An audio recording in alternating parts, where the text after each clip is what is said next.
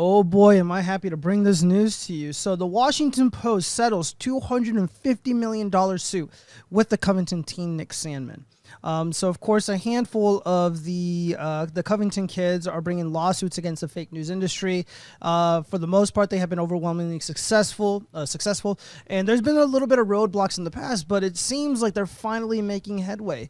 The ringleader, if you want to call him that, of the Covington Catholic boys was Nick Sandmann. He was the face of this scandal, this international scandal. For those who don't remember, I believe in 2018. I think it was 2018 or 2017. The Nicholas Sandmann and his classmates were in D.C. They were marching for pro-life. These were pro-life children. They're Catholic kids. And there was another Indigenous Peoples March present. They were also launching their own, bullshit while these kids were doing their thing. So this methed out elder here, they call him the elder, Nathan Phillips, this goofball right here, he approaches these kids. He starts beating this drum in their faces. The kids clearly don't understand what is happening, why he's doing what they're doing. They're singing and clapping and they're dancing to the beat. It's all fun and games, and it's super playful.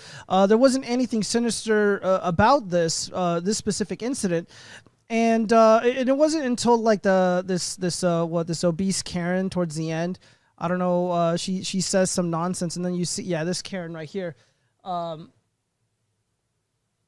my goodness! Sorry, I thought my dog was fucking with my curtain.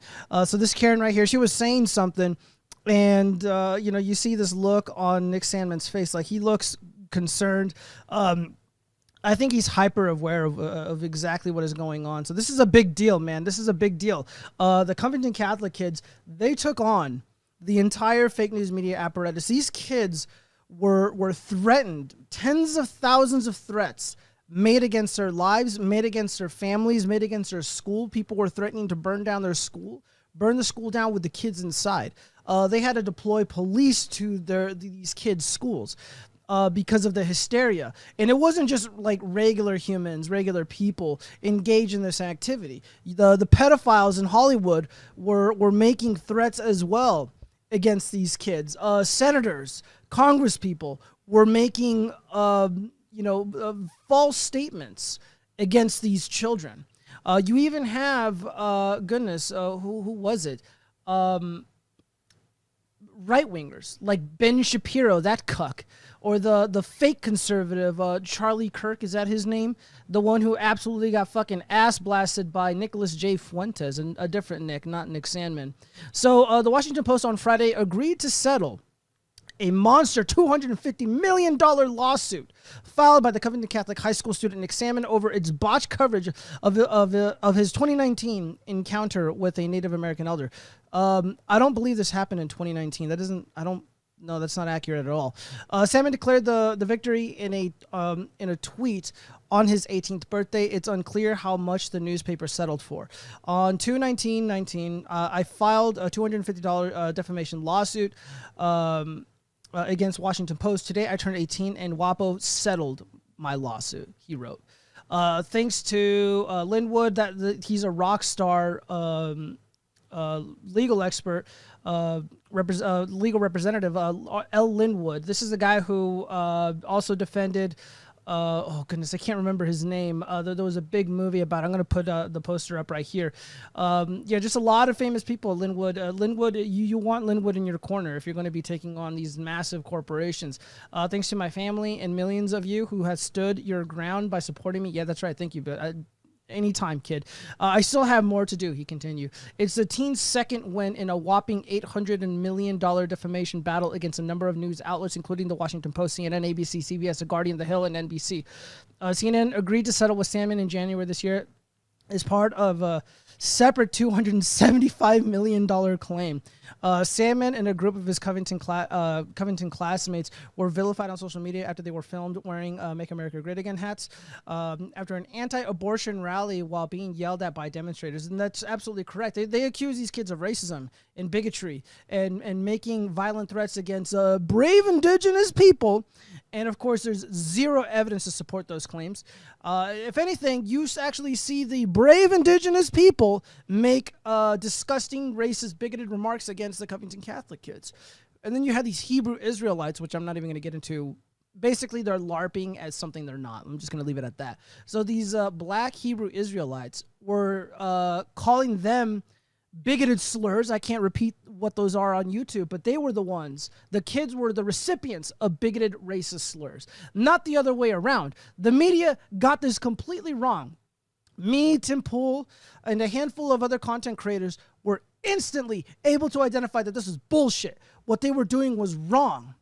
So Sandmann, then 16, he was 16 at the time, was singled out after the footage of his confrontation with Native American activist Nathan Phillips was picked up by CNN and other outlets who claimed the incident was racially motivated. Footage released later showed it was the Covington students were being harassed. In a subsequent tweet Friday, Sandmann fired a warning shot at Twitter CEO Jack Dorsey. "We have settled with WAPO and CNN. The fight isn't over. 2 down, 6 to go. Don't hold your breath, Jack. Fuck you, Jack Dorsey. Suck a fucking dick, bitch." Oh, man, this is absolutely satisfying. Good for you, kid. Good for you. I remember when this was happening. I lost friends because of this. I defended Nick Sandmann. I said it is wrong. It is categorically wrong to threaten children, even if the children were being offensive and gross and saying mean words, threats aside, which, again, there was no evidence of that. Even if they were being mean and gross. I do not fucking care. You do not threaten kids for engaging in lawful speech. Plain and simple. You want to threaten kids? Fuck you. Get taken to court and lose. See what fucking happens. Good for you, Nick. I remember I was in a huge debate on Discord, and I was like, you know what? If I had a son, I hope he's as brave. I would hope he's as brave as Nick Sandmann. I would be fucking stoked if he was my kid. I'm proud of Nick Sandmann. He is one of the bravest of us, and he took on the entire fake news media apparatus, and he fucking won. He is winning. He hasn't won yet, not completely, but he's winning. And good people like myself, like you watching, people who are sympathetic to these kids. We have to stand up against this shit. I was on the right side of this.